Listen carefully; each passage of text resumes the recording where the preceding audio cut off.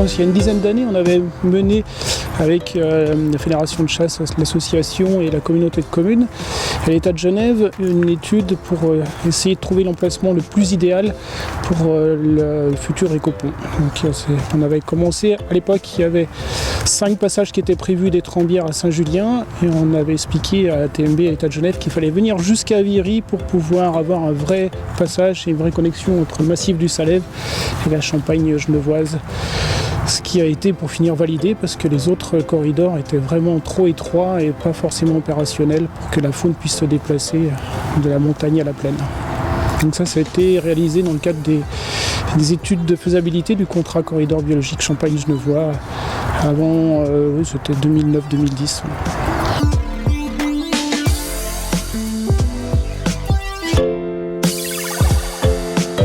Donc la Fédération des chasseurs, je le rappelle, de Haute-Savoie, a pour mission donc, de gérer la faune sauvage et plus particulièrement le gibier, mais aussi à la mission de trouver un équilibre entre la faune sauvage et les activités humaines. Ce passage à faune va permettre de redistribuer les populations animales et d'assurer en fait ce qu'on appelle le brassage génétique, donc qui est indispensable pour la faune sauvage, notamment pour l'espèce cerf qui a besoin de se déplacer sur de grands territoires. Va permettre aussi de réduire les collisions avec le trafic sur l'autoroute. Déjà, nous, en tant que Fédération des chasseurs, on a une base de données très importante à partir des différents suivis qu'on a sur le département, les comptages, des observations qu'on peut faire. On sait déjà globalement quelle faune est présente sur un site. La seconde étude qu'on a réalisée en 2016 consistait en fait à installer des pièges photographiques. Et ça, on a disposé ces pièges un peu partout aux alentours de l'Écopont, ce qui nous a permis de préciser quelle espèce était présente, de comprendre un peu comment le territoire était utilisé par la faune et ensuite de faire des préconisations de suivi pendant et post-projet.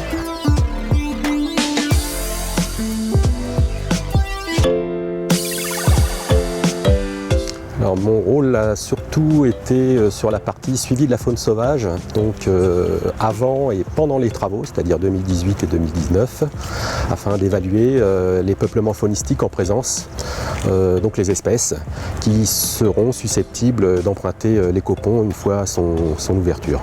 En 2018, donc la phase avant travaux, on avait plus de 100 espèces, tous taxons confondus, donc des reptiles, des oiseaux, des mammifères, des amphibiens, des insectes, des invertébrés au sens plus large. On s'est surtout intéressé aux vertébrés terrestres, c'est-à-dire ceux qui marchent, pas forcément les oiseaux, parce que ce sont les plus indicateurs dans le cas d'une utilisation d'une structure telle l'Écopont de Viry. Pour résumer, on a une trentaine d'espèces de vertébrés terrestres, une dizaine de reptiles et d'amphibiens. Donc on peut citer quand même le crapaud calamite qui est très rare et on était vraiment content de le trouver sur le secteur.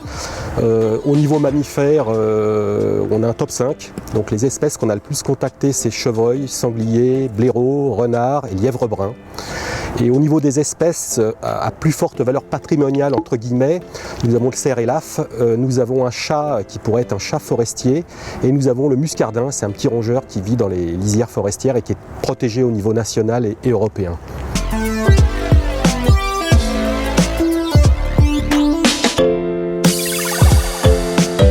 J'ai été mandatée sur le projet de l'Écopont pour 2 objectifs. Il y avait un premier mandat qui était de représenter l'État de Genève pour la coordination avec les autoroutes et tunnels du Mont-Blanc, où là mon rôle a principalement concerné à coordonner avec les agriculteurs la plantation de haies dans la zone agricole qui se trouve derrière nous pour relier l'ouvrage aux bois qui sont derrière et qui sont séparés par une grande plaine agricole intensive. Donc pour ça, on a coordonné avec 3 agriculteurs partenaires la plantation d'une haie qui vient depuis la sortie de l'Écopont entre l'ouvrage et le premier bosquet qu'on peut voir, et après jusqu'à la route départementale, puis derrière la route départementale dans une autre parcelle.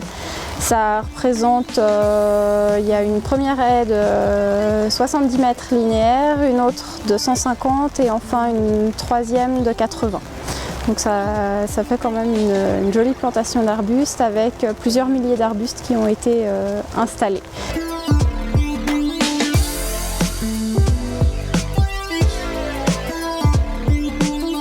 Alors la communauté de communes du Genevois, elle a constaté avec les associations, que ce soit les associations, les fédérations de chasseurs et les associations locales, qu'il y avait une forte demande. Lorsque des caméras nocturnes ont été installées, c'était des centaines d'animaux qui franchissaient ce secteur et on constatait un besoin. C'est une chance d'avoir la TMB et le canton de Genève qui investissent sur cet écopont, puisqu'il y en a très très peu. Ce sera le deuxième le long de l'autoroute A40 et une réponse à une forte demande. Notre rôle, les collectivités, c'est de faire en sorte que cet écopont soit un succès à plusieurs titres. La première, c'est de faire en sorte que les corridors qui ont été identifiés depuis des années grâce à des soutiens de financements régionaux, l'État, la région, etc., ces corridors soient efficaces. Et donc avec les agriculteurs, nous avons aménagé des haies, des arbres isolés, nous avons fait en sorte que depuis l'origine de Salève jusqu'à la partie suisse, il n'y ait pas d'urbanisation mal implantée sur ces corridors. Donc notre rôle, il est plutôt pour demain, faire en sorte à ce que ce pont, cet écopont, soit vraiment utilisé et utilisé par les bons utilisateurs, c'est-à-dire la faune.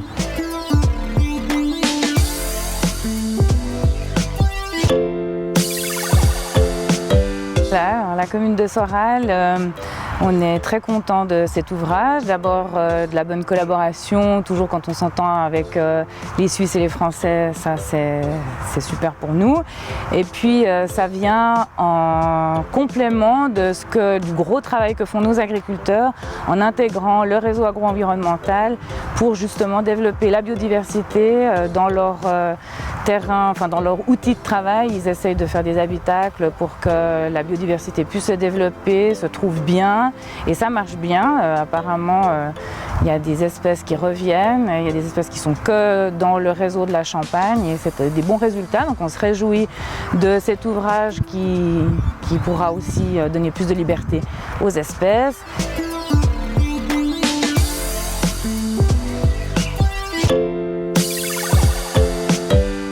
Ok, donc voilà, par rapport à la commune de Viry, l'avantage de cet écopont, c'est ce travail qui a été fait en collaboration avec la Suisse et la France, donc l'État de Genève et les collectivités.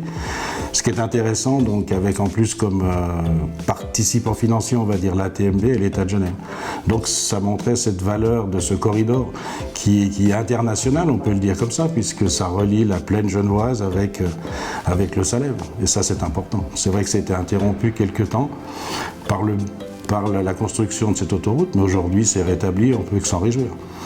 Et c'est vrai que ce travail a montré la collaboration entre donc, la TMB, le monde agricole, les associations naturalistes, les collectivités d'ici, la communauté de communes et la commune de Viry qui s'est portée présente pour donner les moyens de se réunir fréquemment pour amener à bien ce projet.